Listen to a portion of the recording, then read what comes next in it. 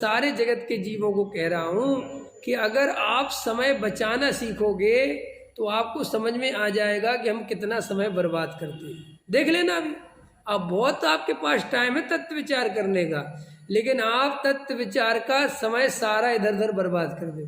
देखो सच बताऊं, अगर आप सच्चे आत्मार्थी हो, आपकी पूजा खत्म हो और ऊपर धोती पहन के तुरंत नीचे आके आंख बंद करके बैठ जाओ, ये कितना अच्छा अवसर है। क्योंकि अभी प्रवचन चालू नहीं हुआ और 10 मिनट अभी हैं और अपन 10 मिनट आंख बंद करके यहीं तत्व विचार कर लेंगे।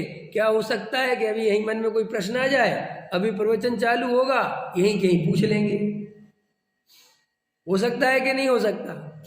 नहीं। और अब लेकिन अपन इधर तो ये क्या होता है, जैसे पढ़ाई करने के लिए कंसंट्रेशन चाहिए ना, एकाग्रता चाहिए ना। पढ़ाई ऐसे नहीं होती कि एक पेज पढ़ा फिर भग गए, फिर कहीं चले गए, फिर आधी लाइन पढ़ ली फिर, तो भैया वो कुछ भी याद नहीं होगा। एक चीज याद करनी है तो व्यवस्थित बैठ के ढंग से याद करो, ऐसे ही है ना।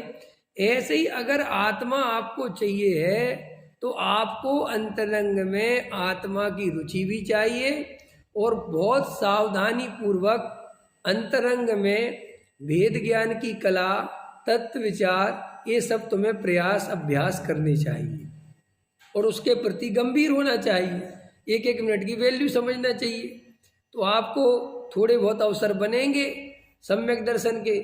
और अगर आप बिल्कुल भी तत्व विचार नहीं करोगे, जो अवसर है, क्योंकि घर गृहस्थी के काम बहुत है, ऐसा तो नहीं है कि नहीं है, ये नहीं कहता कि नहीं है, लेकिन वे काम तो बंद करे नहीं जा सकते।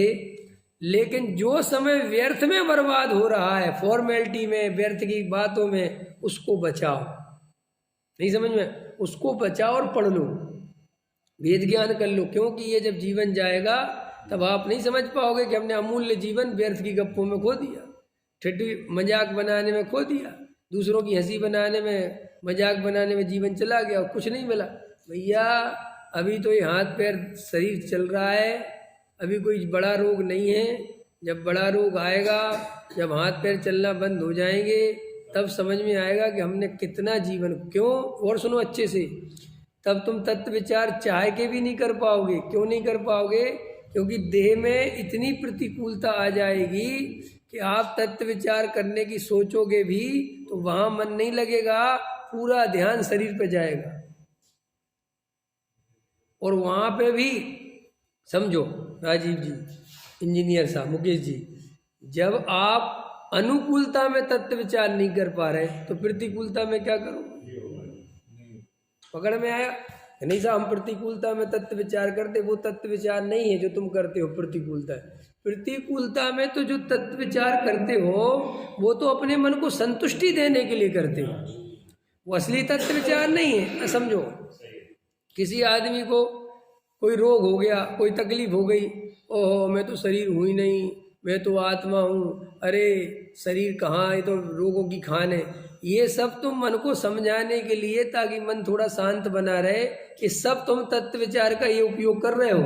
तुम्हें अंदर से वास्तव में प्रेम पूरा शरीर से ही है, लेकिन चूंकि अब तुम्हें कोई उपाय नहीं दिख रहा, तो जब कोई उपाय नहीं दिखता तो सबसे अच्छा उपाय है कि मैं शरीर ही नहीं हूं। नहीं समझ में? डॉक्टर वगैरह भी क्या करते हैं, जब मरीज होता है ना और तकलीफ में होता है, अरे भगवान पे भरोसा रख, जो जैसा भगवान करेगा वैसा होगा, तेरे मेरे करने से क्या होता है। जबकि डॉक्टर को 1% श्रद्धा नहीं है इस बात पे, भगवान के करने से होता है। वो तो भगवान को ही नहीं मानता, वो तो मानता तो अपने को ही है, लेकिन वो ये बात जानता है कि इसे मेरे पे जितना भरोसा नहीं है उतना भरोसा इसको जन्मों जन्मों से भगवान के नाम पे है। इसलिए, और भगवान के नाम पे भरोसा दिलाने में भी दिक्कत भी नहीं है। क्यों नहीं है? क्योंकि भगवान है ही नहीं। नहीं समझ में आया? एक फिल्म आई थी ना, OMG, ओ माय गॉड, उनने केस कर दिया भगवान, सारी दुनिया परेशान, बोले तुमने केस भगवान पे कर दिया, भगवान है कहाँ? बोले क्या बात कर दीजिए, सब एजेंट तो बैठे भगवान के, इनसे पूछो कहाँ है। देखिए उसने कितनी अच्छी थीम बनाई। तो अब वे बीमा वाले कह रहे यार ये कोई केस ही नहीं बनता, ख्याल में आया कि नहीं आया, भगवान से ले जाके, भगवान ही करता। वो कह रहा मुझे तो भगवान से दिला दो। और बड़ी बड़ी गजब बनाई थी उसने, बहुत अच्छी, मतलब गजब सिस्टम। तो ऐसे ही अपन क्या है, कोई भी चीज भगवान के नाम पे मर दो। जैसे डॉक्टर भी क्या करते, भगवान बचाएगा जी बचाए, अब क्योंकि मर गए तो कोई भगवान से कुछ नहीं कह सकता, और जी गए तो नारियल चढ़ा देना। लेकिन उसमें दूसरा पॉइंट बहुत अच्छा है कि कहने को कुछ नहीं है, क्योंकि तुम्हारे साथ कितनी बुरा से बुरा हो जाए तुम भगवान को पकड़ के पीट नहीं सकते, क्योंकि भगवान मिलता नहीं है ना। नारियल तो चढ़ा सकते हो तुम, लेकिन पीट तो नहीं सकते ना। अब भगवान तुम्हें मिलता नहीं, डॉक्टर को पता है कि भगवान के ऊपर छोड़ दो, तो वहां पर कोई सम्यक दर्शन नहीं हो जाएगा उस जीव को। वहां तो वो जीव चूंकि कोई उपाय नहीं है, इसलिए वो भगवान का नाम लेता है अथवा गीता पढ़ने लगता है।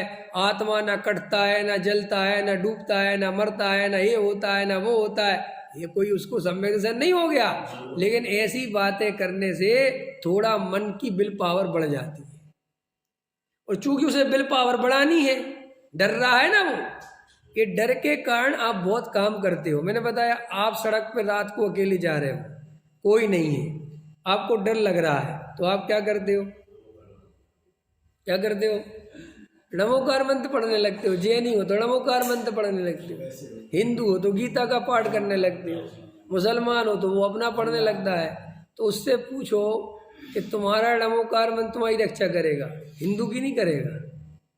नहीं समझ में आया? और हिंदू का गायत्री मंत्र तुम्हारी नहीं करेगा।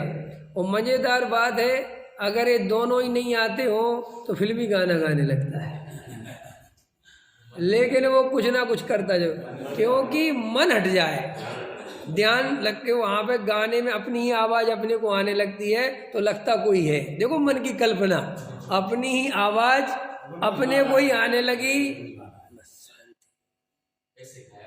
पकड़ में ऐसे ही सिखाया है, ऐसे ही सीखे। तो ये जो अपन तत्व विचार, इसलिए लोग प्रतिकूलता में, लोग कहते देखो देखो उनके भाव कितने अच्छे चल रहे हैं समाधि में, देखो तो ऐसा लगता है उनकी समाधि हुई। अधिकतर लोगों की समाधि होती हुई तुम्हें दिखाई देगी, वहां से पापी की तुम्हें समाधि होती दिखाई देगी। तुम डरते क्यों? लेकिन असली नहीं, असली नहीं, नकली। असली समाधि तो संवेदन पूर्वक होती है, और नकली समाधि हर कोई करेगा। क्यों करेगा? क्योंकि ऐसा दुनिया में कौन मूर्ख है जो ये नहीं जानता कि मरते समय भगवान का नाम लेते रहो सदगति को प्राप्त होते।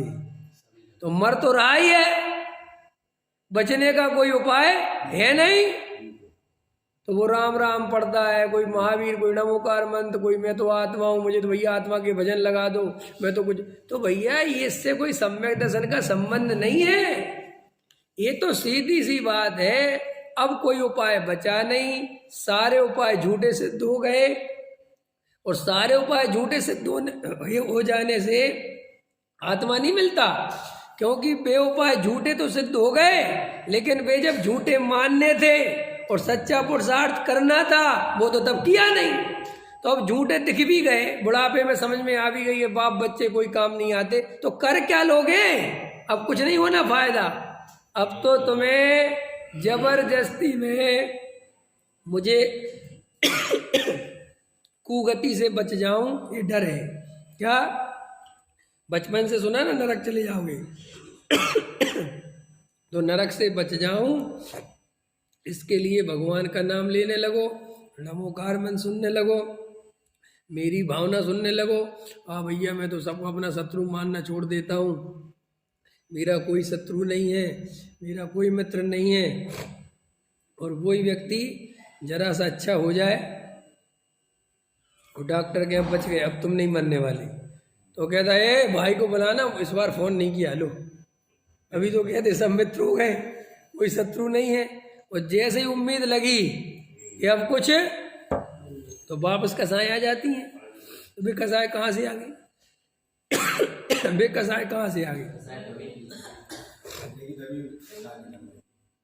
पकड़ में आ गया, वे कसाएं कहीं गई नहीं थी।